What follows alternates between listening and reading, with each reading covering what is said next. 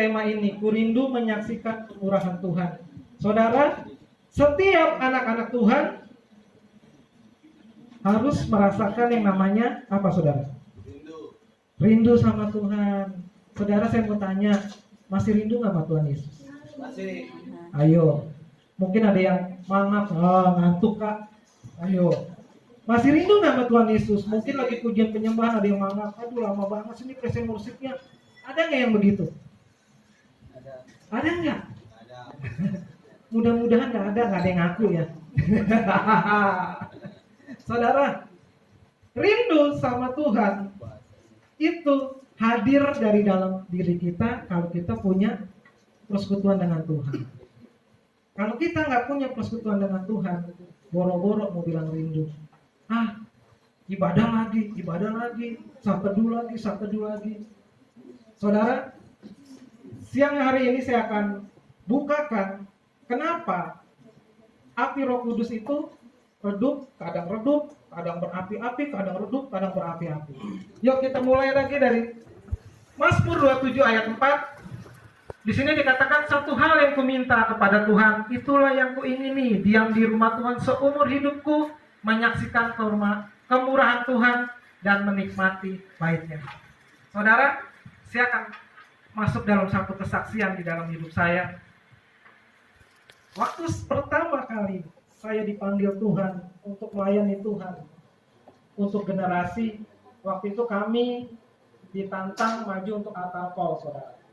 Waktu itu saya datang ke suatu gereja besar, waktu itu ada kebaktian yang kira-kira jemaatnya 1.500 gitu ya, saudara. Tiba-tiba hamba Tuhannya altar call. Nah saya teman saya pada maju, saya ikutan maju, saudara. Saya nggak tahu apa-apa, saya maju aja. Maju, saya didoain tiba-tiba kok gue bisa cengeng gini di depan, padahal gue jarang nangis gitu loh. Dilawat Tuhan di depan gitu, saudara, dilawat Tuhan. Nah terus setelah saya didoakan itu, saya punya suatu kerinduan yang luar biasa untuk baca Alkitab, saudara. Sampai waktu itu kami punya mentoring, saudara. Kami punya mentoring, kalau di sini ada Kak Daniel ya, ada Papi Hendra, ada Mami gitu kan ya. Itu mentoring kalian. Saya bilang gini, saudara, sama mentor saya, Kak, katanya kalau anak Tuhan diberikan kuasa, benar nggak, saudara? Mendoakan orang sakit, ngusir setan, benar nggak, saudara? Nah. Di sini kalau ada setan, kalian lari, apa kalian samperin? Apa kalian usir? Lari. Kabut, diajak ngobrol, nggak boleh setan diajak ngobrol. Setan tuh sikat, jangan diajak ngobrol. Saudara, saya bilang gitu sama kakak rohani saya, kamu mau melihat perkara-perkara besar yang Allah mau kerjakan di dalam hidup kamu. Saya bilang, amin, saya mau, Kak. Ajari saya dan saya akan meluncur seperti anak panah. Waktu itu kami dalam pembinaan selama 6 bulan, kami dibina kayak sekolah Alkitab, saudara. Padahal masih SMA, dibina seperti sekolah Alkitab begitu. Saya dikasih tugas sama kakak rohani saya bertiga untuk kami menginjili. Kalau kalian tahu, ada yang tahu Bendi nggak, dekat kuburan Tanah Kusir tuh, kalau kalian suka lewat sana. Tahu ya, yang merek kereta tuh, merek kereta. Praktek pertama saya dalam pelayanan di situ, saudara. Kalau pelayanan di Komsel itu enak, saudara. Ini ngelayanin siapa tuh? Judi koprok. Orang lagi main judi gitu ya, saudara ya. Terus anak-anak muda yang sama orang tuanya bawa golok, saudara. Gak main-main, saudara. Bawa golok, kita ditelepon malam-malam. Andreas, datang ke sini ke Bendi. Rumah saya di Radio Dalam. Ke situ lumayan kan, jam 11 malam. Harus izin pamit sama orang tua, gimana nih? Akhirnya saya nekat, waktu saya datang jam 11 malam ke sana, saya pisahin tuh. Anak mau bacok-bacok kan sama bapaknya. Nah akhirnya di situ saya melihat kuasa Tuhan, saudara. Saya bilang gini, dalam nama Yesus, golok yang kamu pegang jatuh dalam nama Yesus. Tahu dia lemes, dia jatuh, saudara. Terus kakak rohani saya bilang gini, tuh kan, lo lihat kuasa Tuhan, bilang gitu. Wow, saudara, kuasa Tuhan hadir sama orang yang rindu. Amin. Yang amin cuma satu, yang lainnya benar nggak, Kak? Saya ulangin lagi, kuasa Tuhan datang sama orang-orang yang rindu melayani Dia. Karena gini tuh, saudara, Tuhan gak mungkin lepasin lu orang sendiri pelayanan tanpa disertai. Benar? Gak mungkin, saudara, gak mungkin. Saudara, satu hal gini, saudara. Apabila seorang anak Tuhan secara spiritual sudah dibentuk, secara spiritual nih, saudara udah dibentuk secara spiritual. Saudara worship, saudara punya saat teduh, saudara punya kualitas yang baik, tapi pikiranmu, mindsetmu belum diubah, belum bisa nyambung sepenuhnya, saudara. Pikiranmu, spiritualmu kalau diubah, engkau akan jadi orang yang luar biasa. Oke, masuk slide 2. Slide 2. Mau menyaksikan kemurahan Tuhan, saudara harus berbuah. Saudara, mau berbuah bagi Tuhan? Apa mau gitu-gitu aja, GGT, GGA? Dari zaman sekolah minggu sampai jadi diaken, GGA. Gitu-gitu aja. Saudara, berbuah. Tuhan inginkan setiap anak Tuhan tuh berbuah. Kenapa? Kalau kita nggak berbuah, saudara, firman Tuhan bilang apa? Diapain, saudara? Dipotong terus dilempar kemana? Jadiin barbecue. Tuhan Yesus tuh penuh kasih, tegas. Artinya apa, saudara? Tuhan mau setiap kita tuh menjadi orang-orang yang terbaik di dalam kasih Dia. Itu, saudara, yang Tuhan Yesus mau tuh cuma itu. Dia mau Anda, saya, semua nih yang ada di sini, kamu yang terbaik di hadapan Dia. Karena apa? Karena Dia sayang sama Anda. Saudara, di Yesaya 53, kalau saudara baca itu, saudara, di Yesaya 53, itu Tuhan Yesus yang sesungguhnya. Saudara bisa baca itu, renungkan. Mukanya aja udah gak semarak, lambungnya ditikam, dicambuk. Saudara, kalau dicambuk itu, kalau bukan manusia biasa dicambuk seperti itu, saudara, saya yakin 3 kali cambukan pingsan. Saya yakin, saudara. Kenapa? Cambuk tentara Romawi itu bukan cambuk yang kayak main kuda lumping. Beda. Cambuknya tuh besi, sekali nancep tarik sobek. 3 kali aja. Berapa bandulan di situ? 3 kali hancur badan. Tuhan Yesus berapa kali? 40 kali. Kalian hitung, kalian bayangin, 40 kali. Cambukan depan belakang. Habis. Dan oleh karena itu, saudara dan saya mendapat bagian terbaik di dalam kerajaan surga. Kamu berhak menerima kasih karunia. Kamu berhak menerima kasih-Nya. Kamu berhak menerima pemulihan. Kamu berhak melakukan perkara-perkara yang besar. Dimanapun kau berada, Tuhan akan bela kamu. Kenapa? Engkau dan saya ditebus bukan dengan perkataan yang kosong. Engkau dan saya ditebus dengan sakit. Dengan apa lagi, saudara? Luka, sobek. Dengan apa lagi? Pukulan-pukulan, perkataan-perkataan yang dihujamkan pada Yesus. Dan Yesaya 53 katakan, Dia tidak membuka mulutnya. Yang saudara perlu tahu, Tuhan Yesus membuka mulutnya cuma di hadapan Pilatus. Setelah itu menjalani Via Dolorosa dan sampai ke atas kayu salib, Tuhan Yesus tidak pernah lagi membuka mulutnya. Dan terakhir dia membuka mulutnya berkata, Eli, Eli lama sabachthani. Kalau saudara renungkan hal ini, saudara akan rindu sama Tuhan setiap hari. Karena kasih yang begitu besar sampai titik darah penghabisan di kayu salib itu tercurah bagi engkau dan saya. Amin. Coba tampil slide ketiga.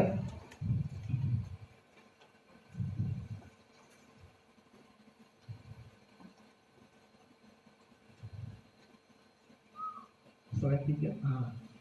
Perubahan pola berpikir. Cara berpikir kerajaan Allah. Di Roma 12 ayat 2 dikatakan seperti ini, saudara.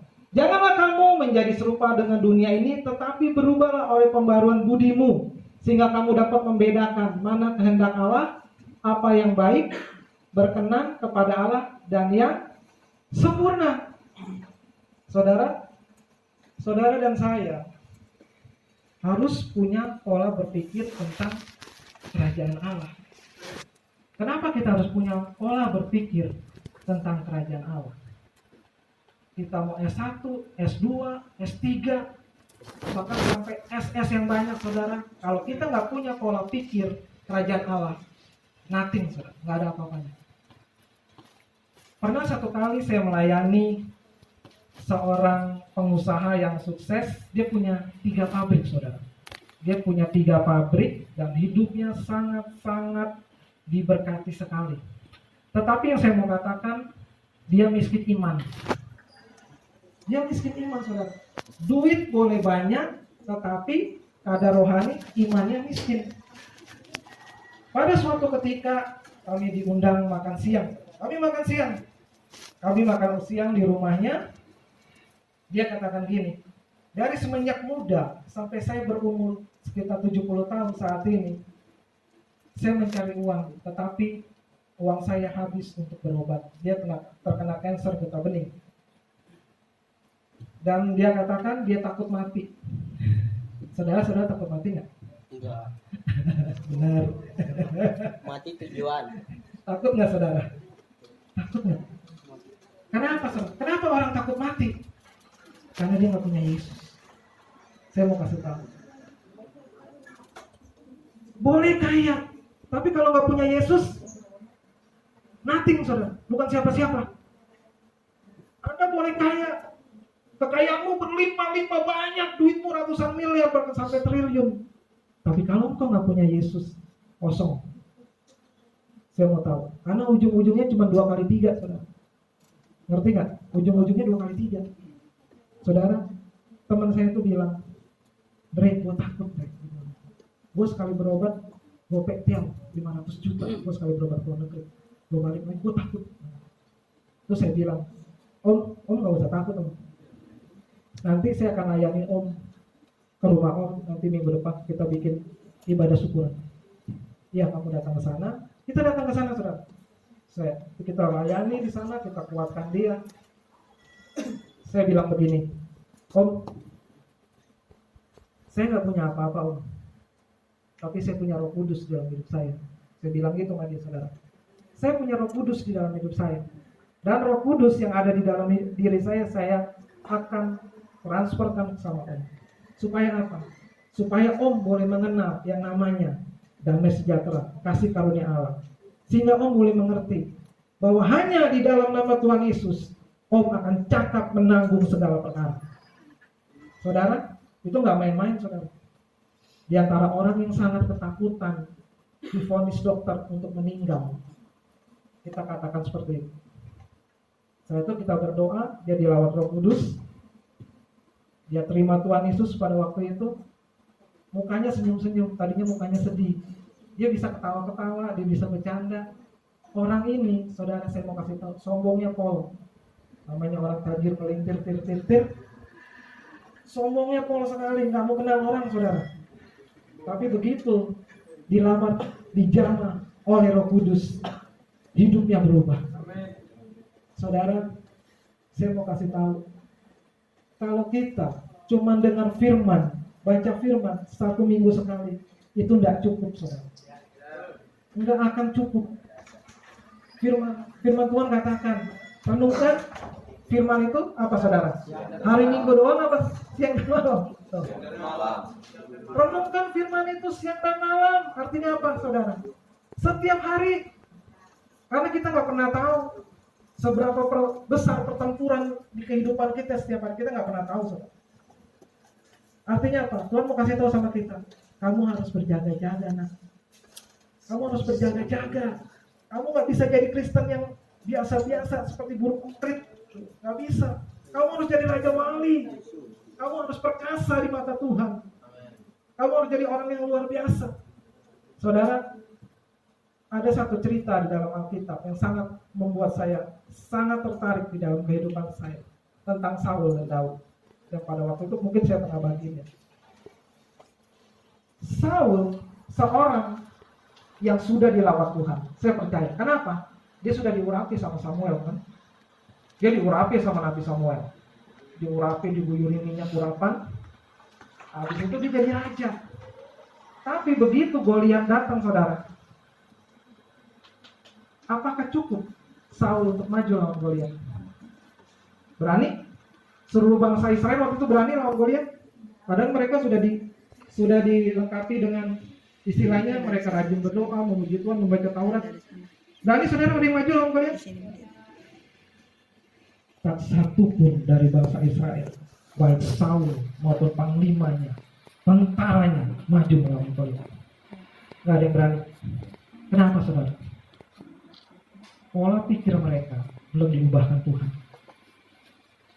Beda sama satu anak yang lahirnya di padang gurun yang tidak pernah dididik secara militer, yang tidak pernah mengalami pertempuran-pertempuran yang dahsyat di dalam kehidupannya, bisa melawan raksasa dan mengalahkannya. Saudara perlu gali.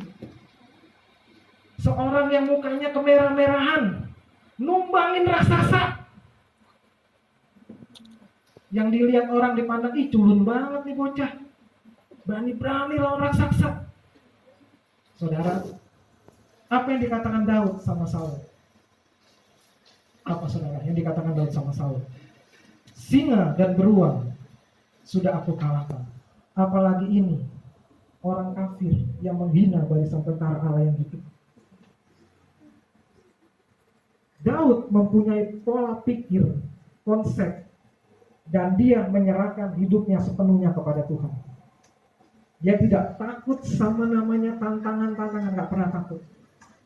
Orang yang diurapi Tuhan, orang yang diubahkan pola pikir dan konsepnya, tidak akan pernah takut menghadapi tantangan. Saudara ingat ini dalam kehidupan. Ingat saudara, ubah pola konsep cara berpikir kita, cara berpikir kerajaan Allah. Nanti saya akan ada salah satu konsep cara berpikir kerajaan Allah. Coba next lagi.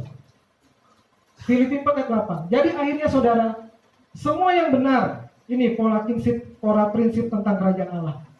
Jadi akhirnya saudara-saudara, semua yang benar, semua yang apa? Benar. Yang benar. Terus semua yang mulia, semua yang adil, semua yang semua yang disebut dan pikirkan semuanya itu. Saudara, ini konsep pikir kerajaan Allah.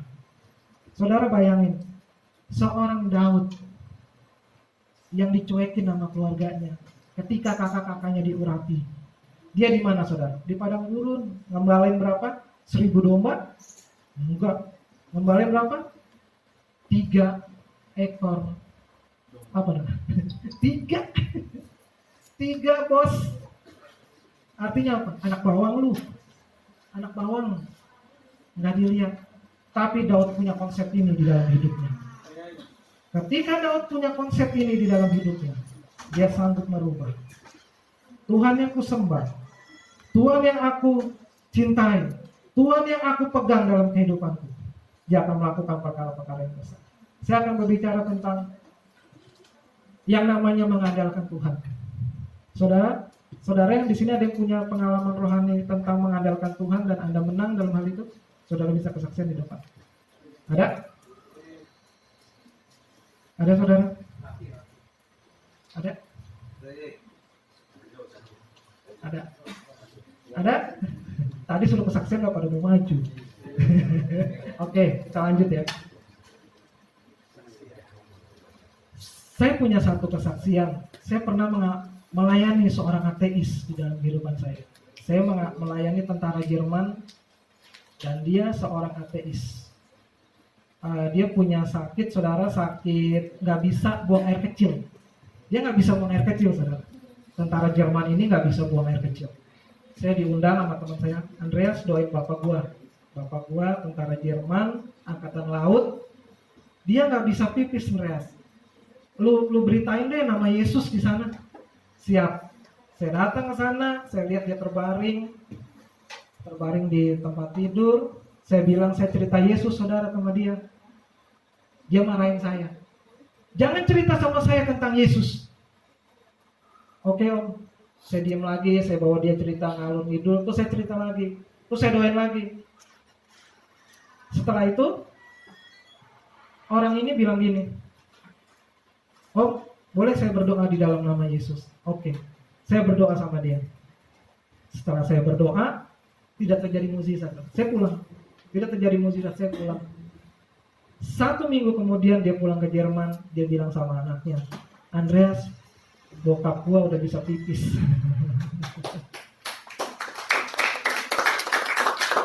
Saudara, kalau saudara punya konsep berpikir tentang kerajaan Allah, saudara akan melakukan perkara-perkara yang besar. Meskipun saudara di luar tuh rusak banget. Saudara tahu nggak? Setelah Daud melakukan hal itu, generasi di bawahnya adalah generasi pembantai-pembantai raksasa, saudara. Itu dimulai dari satu orang. Satu orang yang sudah memulai dan menghancurkan semua segala kefasikan daripada orang fasik. Dimulai dari satu orang. Saya mau berpesan sama pemimpin-pemimpin rohani di tempat ini. Jadilah contoh dan teladan yang baik. Dan engkau akan menciptakan satu pasukan khusus di bawahmu yang akan melihat kepadamu. Daud menjadi pionir. Dia melakukan perkara yang besar dengan mengalahkan Goliat. Setelah Daud, kalian bisa baca di kitab Samuel atau Tawarik tuh. Orang-orang yang tadinya takut, tentara Israel yang tadinya takut sama raksasa-raksasa yang luar biasa itu, mereka berubah pikiran mereka. Dan mereka bantai itu semua raksasa dengan seperti apa yang pernah Daud lakukan. Saudara, begitu dahsyatnya cara pola berpikir seorang yang dapat mengubahkan dari sesuatu yang sulit menjadi sesuatu yang luar biasa. Next, slide selanjutnya. Berapa menit lagi, bro? Oke, ini udah tadi lanjut. Terakhir aja langsung kesimpulan. Mau mendapatkan kemurahan Tuhan? Saudara mau mendapatkan kemurahan Tuhan? Kesatu apa saudara? Cinta firman Tuhan. Jangan pernah lelah melayani Tuhan, jangan pernah lelah. Kalau saudara lelah, cepat masuk ruangan doa. Saudara berdoa, saudara renungkan firman. Bangkitkan lagi rohani kamu. Jangan terlena sama yang namanya lelah. Jangan pernah ada lelah di dalam kamusnya Tuhan. Terus yang kedua apa saudara? Ubah pola berpikirmu. Jangan, susah kak, gak mungkin kak, gak mungkin saya bisa kak. Ubah dengan pola berpikir yang tadi. Pikirkan apa yang tadi saya sampaikan tadi. Terus yang ketiga, lakukan perkara yang besar bersama dengan Tuhan Yesus. Saudara, saya pernah melakukan perkara-perkara yang besar seperti yang tadi saya saksikan. Dan saya yakin saudara juga bisa.